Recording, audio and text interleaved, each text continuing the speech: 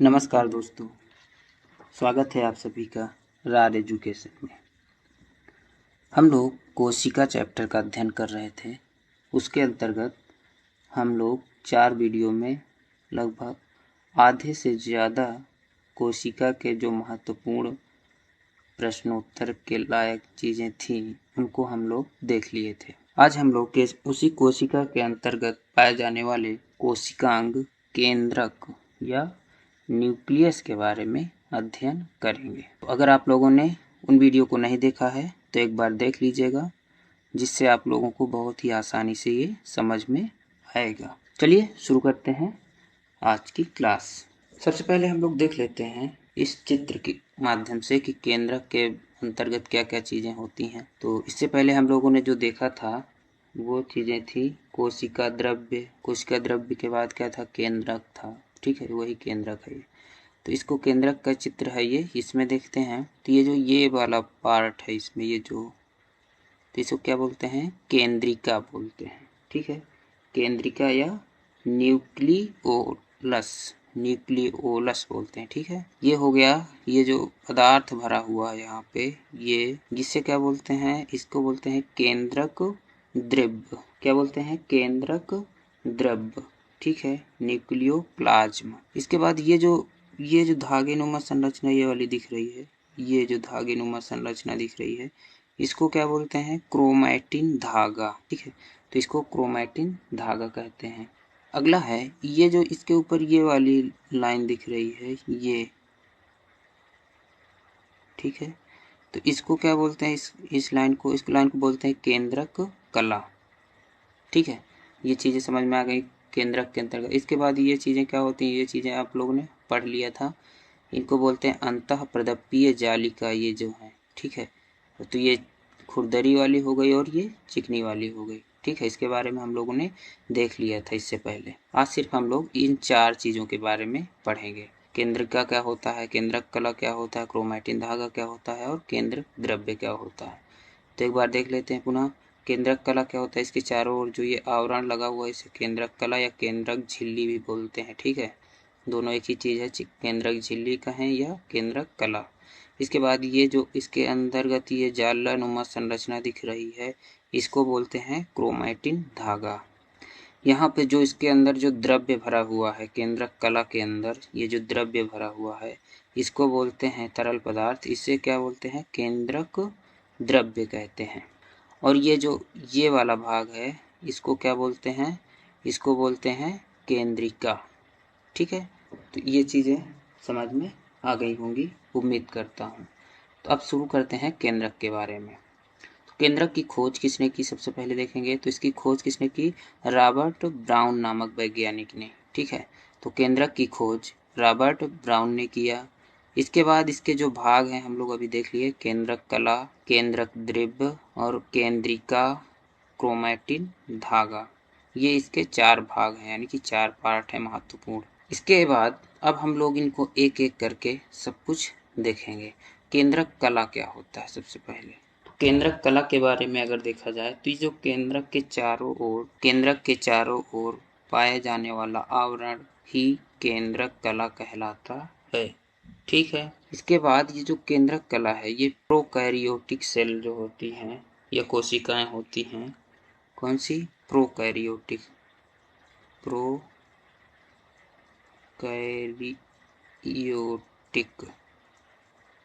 ठीक है, प्रोकैरियोटिक और यूकैरियोटिक, ये 2 कोशिकाएं होती हैं, 2 प्रकार के कोशिका होती हैं। तो प्रोकैरियोटिक कोशिका में ये जो केंद्रक होता है या तो पाया ही नहीं जाता या फिर अल्प विकसित अवस्था में पाया जाता है, यानी कि कुछ छोटा बहुत कुछ में पाया जाएगा तो अल्प विकसित अवस्था में पाया जाता है।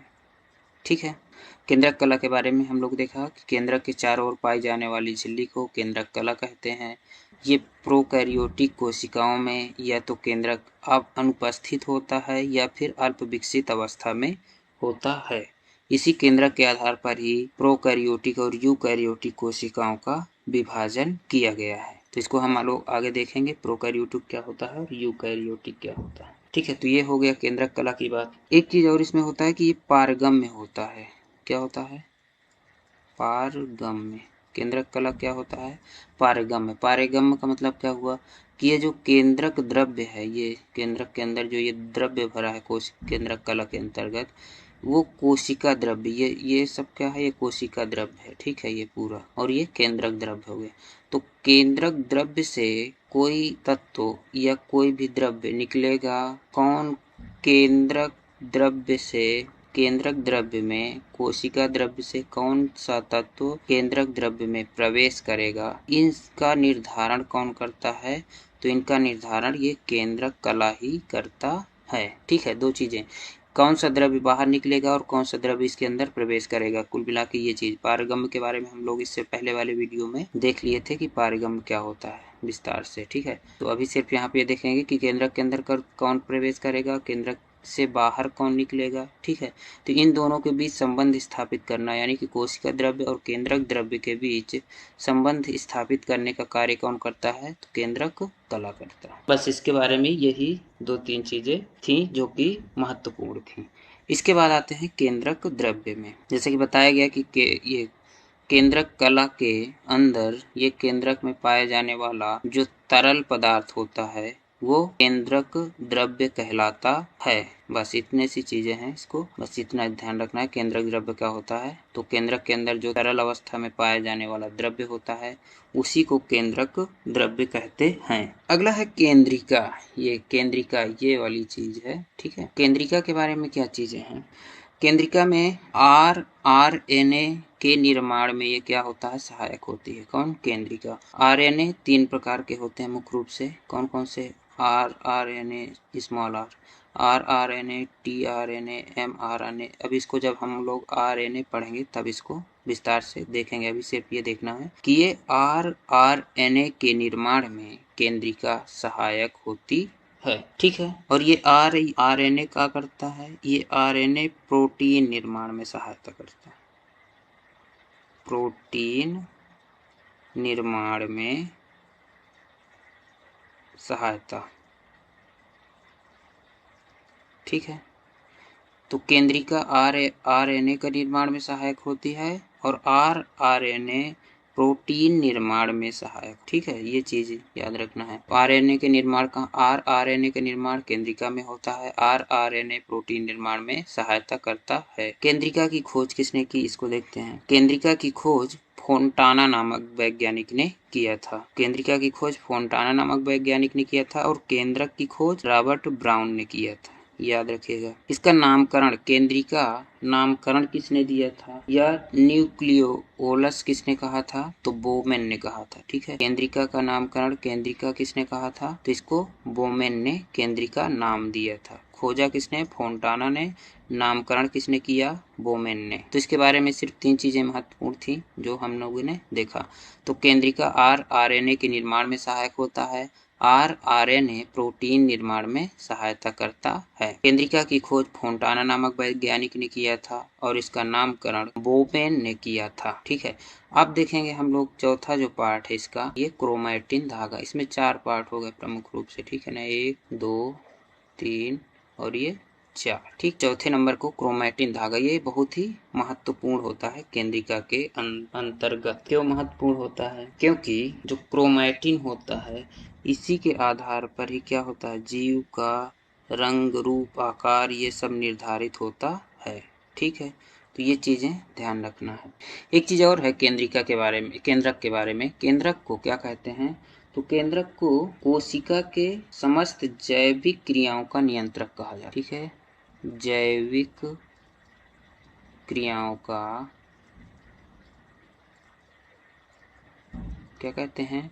नियंत्रक, किसके? तो केंद्रक को कोशिका के जैविक क्रियाओं का नियंत्रक कहते हैं। क्यों? क्योंकि ये क्या करता है केंद्रक? ये कोशिका को नियंत्रित करता है, यानी कि बताता है कि क्या करना है क्या नहीं करना। इसीलिए इसको एक और उपनाम के नाम से जाना जाता है, कोशिका का कंट्रोल रूम। किसको? केंद्रक को, ठीक है। तो केंद्रक को क्या कहते हैं? कोशिका का कंट्रोल रूम। और ये महत्वपूर्ण है, इसको याद रखना है। ठीक है। कंट्रोल रूम क्यों कहते हैं, अब एक चीज ये देखना है। तो इसको इसलिए कहते हैं कि ये कार्य पे क्या करता है, नियंत्रण करता है, किसको क्या काम करना है, क्या काम नहीं करना है। ये सब चीजें क्या कौन निर्धारित करता है, तो केंद्रक निर्धारित करता है। ठीक है, तो ये केंद्रक कोशिका के कार्यों का निर्धारण करता है, इसलिए इसे कंट्रोल रूम कहते हैं। और इसे कोशिका का डायरेक्टर भी कहते हैं। तो कोशिका कंट्रोल रूम या डायरेक्टर, ठीक है, क्या डायरेक्टर किसे कहा जाता है, तो केंद्रक को कहा जाता है। बस इतनी चीजें, कोशिका की जैविक क्रियाओं का नियंत्रक, कोशिका का कंट्रोल रूम और डायरेक्टर, कोशिका का डायरेक्टर किसे कहते हैं, केंद्रक को कहा जाता है। अब हम लोग देखेंगे क्रोमैटिन के बारे में कि ये क्या होता है और इसकी क्या इंपॉर्टेंस है। देखते हैं क्रोमैटिन धागा। तो ये क्या होता है, क्रोमैटिन धागा भी जो हम लोग चित्र में देखा तो क्या था, इस तरह ये पूरा उलझा हुआ ऐसे ऐसे ऐसे ऐसे बना होता धागा नुमा संरचना। ठीक है, लेकिन ये आपस में जुड़े नहीं होते हैं। ठीक है, ऐसा नहीं कि एक ही धागा ऐसे ऐसे ऐसे करके जुड़ा हुआ हो। ये क्या होते हैं, अलग अलग होते हैं। इन सब के छोर जो होते हैं, इनके जो लास्ट और जो आरंभ वाला जो छोर होता है वो क्या होते हैं, अलग अलग होते हैं। तो अलग अलग होने के कारण क्या होता है कि जब कोशिका का क्या होता है, विभाजन, और ये प्रमुख रूप से कोशिका विभाजन में सहायक भी होता है। तो क्या होता है, ये जो धागे हैं वो क्या होते हैं, जब कोशिका विभाजन होता है तो अलग अलग हो जाते हैं। ठीक है, ऐसे ऐसे, ठीक। और जब ये अलग हो जाते हैं तो क्या कहते हैं इसको, ये क्रोमोसोम कहलाते हैं। जब ये क्रोमैटिन धागा कोशिका विभाजन के समय अलग होकर के छोटे छोटे रूपों में, छोटे मोटे रूप में आ जाता है, उसे क्या कहा जाता है, इसी को हम लोग कहते हैं क्रोमोसोम। ठीक है, ये जब छोटे छोटे आकार में परिवर्तन इसका हो जाता है तो क्रोमोसोम या गुणसूत्र, गुणसूत्र। ठीक है, तो कोशिका विभाजन के दौरान जब क्रोमैटिन धागा का विभाजन अलग अलग अवस्था में हो जाता है तो उसी को कहते हैं क्रोमोसोम या गुणसूत्र।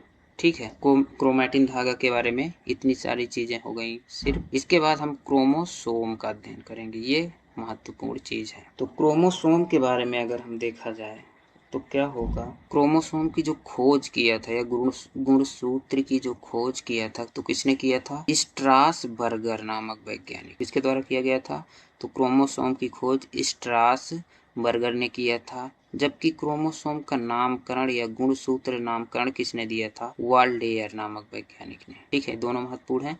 तो क्रोमोसोम की खोज स्ट्रासबर्गर ने किया था, जबकि इसका नामकरण वाल्डेयर के द्वारा किया गया था। ठीक है, ये चीज ध्यान रखना है। इसके बाद एक चीज ये है कि यहाँ पहले जो होता था तो इसको माना जाता था, क्या होता था, ये एकल अवस्था में पाया जाता है क्रोमोसोम प्राचीन में। ठीक है, तो एकल अवस्था के जो ये पाया जाता था, इस एकल अवस्था को क्या कहते थे, हेलिकल कहा जाता है। ठीक है, हेलिकल, हेलिकल या कुंडलित भी कहा जाता है, कुंडलित, कुंडलित संरचना। ठीक है, तो पहले क्या माना जाता था कि ये जो क्रोमोसोम होता है ये एकल अवस्था में पाया जाता है या एकल हेलिकल या कुंडलित संरचना होती है। लेकिन बाद में क्या हुआ कि वाटसन एवं क्रिक नामक वैज्ञानिकों ने इन्हें क्या बताया कि जो क्रोमोसोम है ये क्या होता है, द्विकुंडलित संरचना होती है। ठीक है, ऐसे द्विकुंडलित यानी कि दो चीजें इसमें मिलकर बनी होती हैं, ऐसे ऐसे।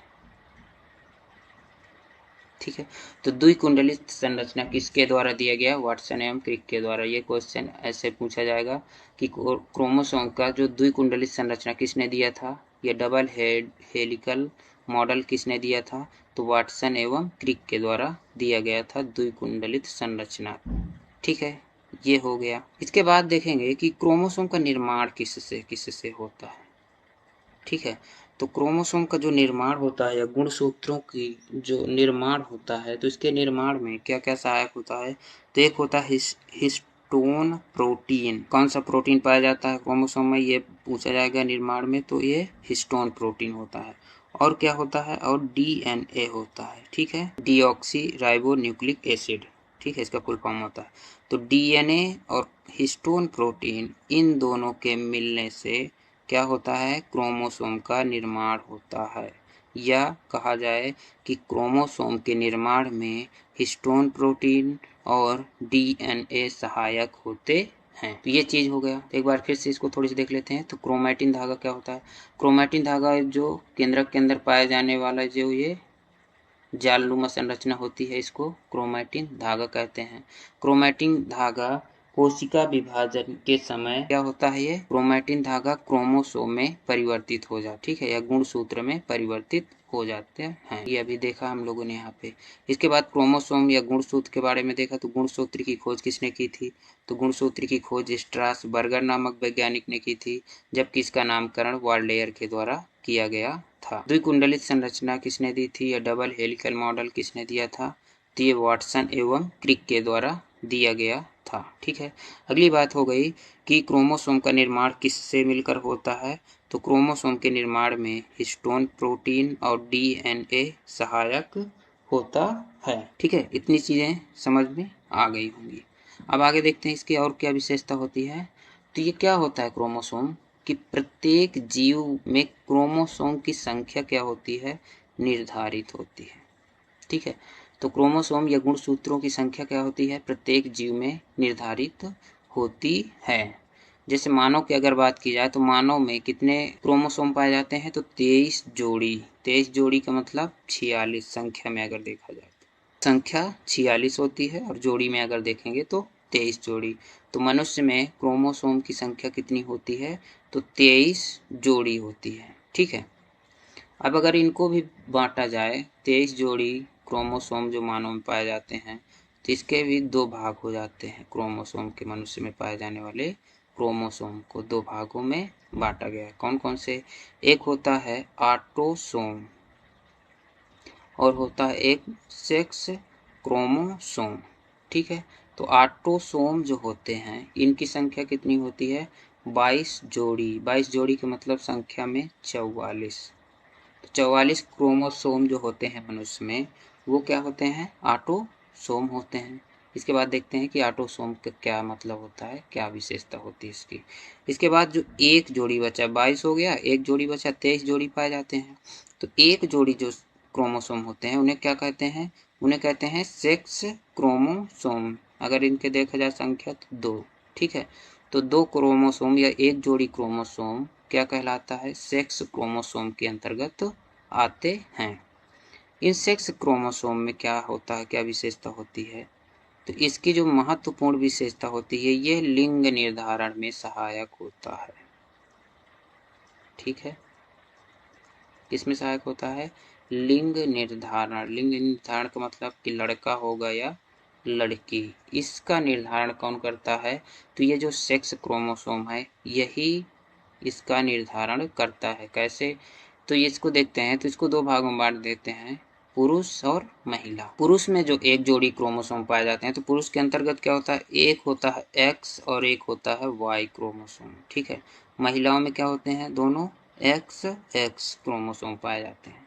तो अगर इस एक तरह से देखा जाए तो मानव में जो पाए जाने वाले 23 जोड़ी क्रोमोसोम हैं, उसमें महिलाओं के सभी क्रोमोसोम यानी कि 23 के 23 जोड़ी क्रोमोसोम क्या होते हैं? एक्स एक्स हो गए। पुरुष में जो पाया जाता है वो होता है लास्ट वाला एक्स और वाई। तो ये जो वाई क्रोमोसोम है, प्रमुख रूप से यही लिंग निर्धारण में क्या होता है? सहायक होता है। यानी कि जब पुरुष का एक्स क्रोमोसोम और महिला का एक्स क्रोमोसोम मिलते हैं तो क्या होगा? एक्स एक्स, ये दो हो गए। तो इससे क्या होगा? ये लड़की होगी, ठीक। जब पुरुष का वाई क्रोमोसोम और महिला का एक्स क्रोमोसोम, क्योंकि महिला में एक्स ही पाया जाता है, तो पुरुष का वाई और महिला का एक्स क्रोमोसोम जब मिल जाते हैं तो क्या होगा? तो होगा लड़का, ठीक है। इस तरह से ये क्या होता है? लिंग निर्धारण में सहायक होता है सेक्स क्रोमोसोम, ठीक है। अब ऑटोसोम के बारे में देखते हैं। तो ऑटोसोम में क्या होता है, इसकी क्या विशेषता होती है कि ऑटोसोम क्या होता है? तो जो मनुष्य होता है या जीव होता है, इसके जो निर्धारण क्या क्या, रंग रूप, ठीक है, रंग रूप, मनुष्य का आकार, उस पे कौन कौन सी बीमारियां होंगी, आनुवांशिक बीमारी, इन सब चीज़ों का क्या निर्धारण कौन करता है, तो ये सब ऑटोसोम करता है। ठीक है, तो इन सब चीज़ों का निर्धारण कौन करता है, ऑटोसोम के द्वारा किया जाता है। बाकी सभी ये जो 22 जोड़ी पाए जाते हैं, ये कुल मिला के जितने भी मनुष्य की विशेषताएं हैं, यानी कि जीव की जितनी भी विशेषताएं हैं, वो सब इसी ऑटोसोम के द्वारा निर्धारित की जाती हैं, सिवाय किसके, सिवाय लिंग निर्धारण के, क्योंकि लिंग निर्धारण का कार्य सिर्फ सेक्स क्रोमोसोम के द्वारा किया जाता है। बाकी जितनी भी समस्याएं हैं, लंबा चौड़ा, आदमी कितना लंबा होगा, कितना मोटा होगा, कितना गोरा होगा, ये सब किसके द्वारा किया जाता है, ये ऑटोसोम के द्वारा किया जाता है, या ऑटोसोम जो क्रोमोसोम पाए जाते हैं। ठीक है, तो ये चीज़ समझ में आ गई होगी, है ना। तो क्रोमोसोम की संख्या प्रत्येक जीव में निर्धारित होती है। मनुष्यों में इसकी संख्या 23 जोड़ी होती है या 46 होती है। ठीक है, 23 जोड़ी जो मानव में पाए जाते हैं, इनको दो भागों में बांटा गया है क्रोमोसोम को, एक ऑटोसोम, दूसरा सेक्स क्रोमोसोम। ऑटोसोम कितने होते हैं, 22 जोड़ी होते हैं, और ये महिला और पुरुष में दोनों समान होते हैं, इसमें किसी भी प्रकार का अंतर नहीं होता। जो ऑटोसोम होता है, ये मनुष्य की सभी विशेषताओं के निर्धारण का काम करता है। इसके बाद बचा एक जोड़ी सेक्स क्रोमोसोम पाए जाते हैं, जिसमें पुरुष में एक्स वाई क्रोमोसोम होता है और महिला में एक्स एक्स होते हैं। जब एक्स पुरुष का एक्स और महिला का एक्स क्रोमोसोम मिलता है तो लड़की का जन्म होता है, और जब वाई का वाई क्रोमोसोम और महिला का एक्स क्रोमोसोम मिलते हैं आपस में, तो क्या होता है, लड़का का जन्म होता है। ठीक है, तो मुख्य रूप से ये क्या होता है, लिंग निर्धारण में सहायता करता है। इसके बाद देखते हैं कुछ चीजें और है गुणसूत्र के बारे में, जो कि बहुत महत्वपूर्ण है और ये प्रश्नों में पूछा भी जाता है। तो इसमें क्या है, आनुवांशिकता का वाहक। तो गुणसूत्र को क्या कहते हैं, आनुवांशिकता का वाहक कहते हैं। ठीक है, मतलब आनुवांशिकता को एक स्थान से दूसरे स्थान पर जो ले जाने का काम कौन करता है, तो वो करता है गुणसूत्र करता है या क्रोमोसोम करता है। ठीक है, जो डीएनए होता है, डीएनए क्या होता है, आनुवांशिक पदार्थ होता है। ठीक है, ये एक तत्व होता है जो कि आनुवांशिकता में सहयोग करता है। इसके बाद एक जीन होता है, इसी डीएनए में क्या पाया जाता है, जीन। तो डीएनए में कण होते हैं जो छोटे छोटे, उन्हें क्या बोलते हैं, उनको बोलते हैं जीन। तो ये जीन क्या काम करते हैं, तो जीन आनुवंशिकता की इकाई होती है। ठीक है, यानी कि ये छोटी जो संरचना होती है डीएनए में पाई जाने वाली, इसे क्या बोलते हैं, जीन। और जीन क्या होती है, आनुवंशिकता की इकाई कहलाती है। तो अगर प्रश्न पूछा जाए आनुवंशिकता का वाहक किसे कहते हैं, तो गुणसूत्र को कहते हैं। और इसकी लैंग्वेज अगर ये हो जाए आनुवंशिक पदार्थ किसे कहते हैं, तो डीएनए होता है। और पूछा जाए आनुवंशिकता की इकाई किसे कहते हैं, तो क्या होगा, जीन हो जाए। ठीक है, इतना चीज समझ में आगे होगा, क्योंकि जीन किस में पाया जाता है, जीन डीएनए में अंतर्गत होता है, और डीएनए किसके अंतर्गत होता है, गुणसूत्र के अंतर्गत होता है। ठीक है, तो ये चीजें थी जो कि गुणसूत्र से संबंधित थी। अब आगे हम लोग देखेंगे डीएनए के बारे में। डीएनए क्या होता है और इसमें क्या क्या इसका निर्माण किससे किससे मिलकर के हुआ होता है। अब हम लोग देखेंगे डीएनए के बारे में।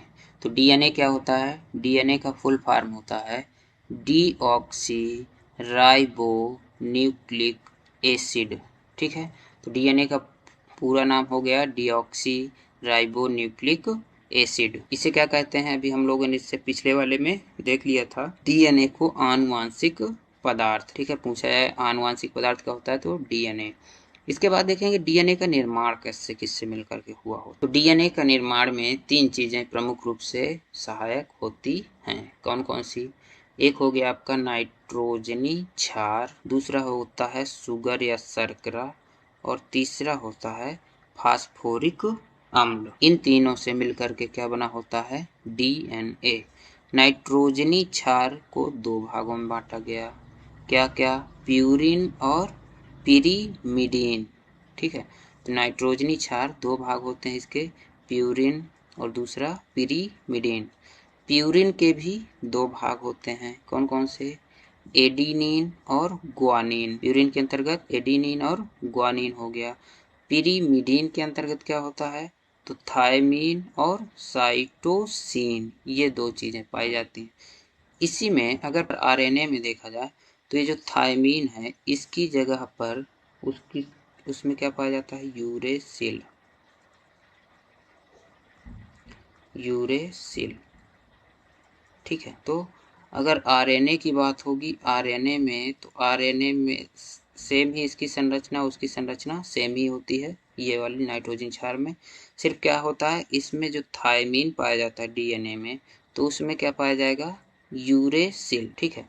तो यूरेसिल और थायमीन मुख्य रूप से आरएनए और डीएनए को विभाजित करता है। थायमीन डीएनए में पाया जाएगा, यूरेसिल आरएनए में पाया जाता है। बस इतना अंतर है, बाकी संरचना लगभग वही है, जो डीएनए की है वही आरएनए की होती है। अब देखिए जो एडिनिन, गुआनिन, थायमीन, साइटोसिन, ये जो हैं ये क्या होता है? एक निश्चित उसमें पाया जाता है, इनकी जो स्थिति होती है वो क्या होती है? निश्चित होती है। तो मान लीजिए एडिनिन पाया गया, दूसरे में पाया गया गुआनिन, फिर आगे इसके क्या पाया जाएगा? थायमीन पाया जाएगा, फिर आगे क्या पाया जाएगा? साइटोसिन पाया जाएगा, ठीक है।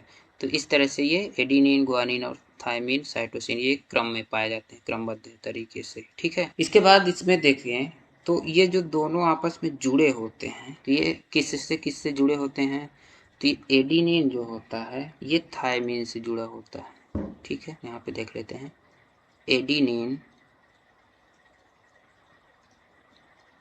किससे मिलके किससे जुड़ा होता है? थायमीन से, थायमीन, ठीक है। और जो ग्वानिन होता है ये किससे जुड़ा होता है? ग्वानिन, ग्वानिन जुड़ा होता है साइटोसिन से, ठीक है। तो साइटोसिन से जुड़ा हुआ होता है। अब इनके बीच में ये जो डबल बॉन्ड है और ये ट्रिपल बॉन्ड है, इन्हें क्या बोलते हैं? हाइड्रोजन बंध बोलते हैं, ठीक है। तो एडिनिन थायमीन से डबल हाइड्रोजन बॉन्ड से जुड़ा हुआ होता है, ये याद रखना है, ये प्रश्न पूछा गया है। तो एडिनिन थायमीन से डबल हाइड्रोजन बंध से जुड़ा होता है, जबकि ग्वानिन साइटोसिन से किस से जुड़ा होता है?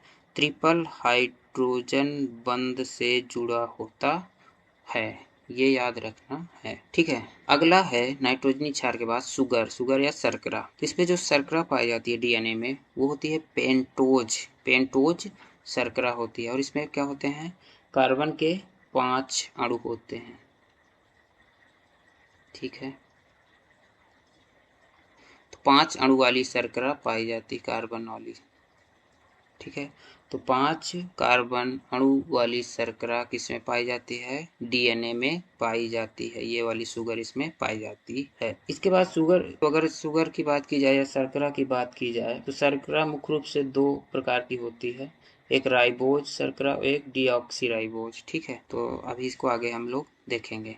इसमें सिर्फ इतना याद रखना है कि डीएनए में जो सुगर पाया जाता है उसका नाम क्या होता है? पेंटोज, और यह 5 कार्बनिक कार्बन से बना हुआ शर्करा होता है, 5 कार्बनिक अणु से, ठीक है। इसके बाद अगला है फास्फोरिक अम्ल। तीसरा तत्व जो हो गया मुख्य रूप से वो हो गया फास्फोरिक अम्ल। इसका जो सूत्र होता है इसको देख लें अगर, तो क्या होता है? H3PO4, ये होता है इसका फास्फोरिक अम्ल का सूत्र। तो हम लोगों ने अभी देखा डीएनए का फुल फॉर्म होता है डीऑक्सीराइबो न्यूक्लिक एसिड, इसे आनुवांशिक पदार्थ कहते हैं, ठीक है। कोशिका का आनुवांशिक पदार्थ, जीवों का आनुवांशिक पदार्थ डीएनए कहलाता है। इसका निर्माण तीन चीज़ों से मिलकर के प्रमुख रूप से होता है, नाइट्रोजनी क्षार, सुगर और फास्फोरिक अम्ल। नाइट्रोजनी क्षार को मुख्य रूप से 2 भागों में बांटा गया, प्यूरिन और पिरीमिडीन। प्यूरिन के अंतर्गत 2 चीज़ें आती हैं, एडिनिन, ग्वानिन। पिरीमिडीन के अंतर्गत 2 चीज़ें आती हैं, थायमीन और साइटोसिन। आरएनए में जो संरचना होती है आरएनए की, उसमें जो ये पिरीमिडीन है इसके अंतर्गत जो पाया जाने वाला थाइमीन है इसकी जगह यूरेसिल पाया जाता है। ये जो एडिनिन है और थाइमीन ये दोनों आपस में डबल हाइड्रोजन बंध से जुड़े होते हैं। ग्वानिन और साइटोसिन ये ट्रिपल हाइड्रोजन बंध से आपस में जुड़े होते हैं। अगला है इसमें जो शर्करा पाई जाती है उसका नाम होता है पेंटोज और ये क्या होती है 5 कार्बनिक अणुओं वाली शर्करा होती है। अगला जो तत्व है वो है फास्फोरिक अम्ल। इसका सूत्र होता है H3PO4 फास्फोरिक अम्ल हो गया। तो ये हो गया आज डीएनए के बारे में जो कि प्रमुख तत्व थे। अगर वीडियो पसंद आए तो लाइक करिएगा और दोस्तों के बीच शेयर करिएगा, चैनल को सब्सक्राइब करिएगा, हल करिए। अगर इससे प्रश्न मिलते हैं यानी कि वो सॉल्व हो जाते हैं तो क्या है ये वीडियो आप लोगों के लिए बहुत ही महत्वपूर्ण है। अगर नहीं मिलते हैं तो क्या है ये फिर आपके लिए ये आवश्यक नहीं है। तो देखिएगा प्रयास यही किया गया है कि ये आप लोगों के लिए बहुत ही महत्वपूर्ण होगी, इसलिए इसको अच्छे से करिए, नोट्स बना लीजिए और आगे एक प्रॉपर नोट्स जब बन जाएगी जो भी चीज़ें पेपर हल करिए। पेपर में अगर कोई चीज़ें नहीं मिलती हैं तो क्या करिए यहाँ पे जहाँ पे जो चीज़ें हैं उसको वहाँ पे ऐड कर लीजिए। तो ये नोट्स बनाने का तरीका होता है, ठीक है। तो उम्मीद करता हूँ कि आप लोगों को वीडियो पसंद आया होगा। अब हम लोग कल यानी कि अगली वीडियो पे क्या क्या चीज़ें देखेंगे, हम लोग देखेंगे जीन के बारे में जो कि थोड़ा बहुत चीज़ें हैं इसमें, जीन क्या होता है इसके अंतर्गत, आरएनए को देखेंगे। इसके बाद हम लोग प्रोकैरियोटिक और यूकैरियोटिक कोशिकाओं के बारे में पढ़ेंगे और लास्ट में जंतु कोशिका और पादप कोशिका इन दोनों के बीच में अंतर के बारे में देखेंगे, क्या क्या अंतर होता है, ठीक है। तो मिलते हैं आप लोगों से अगली वीडियो में, तब तक के लिए नमस्कार।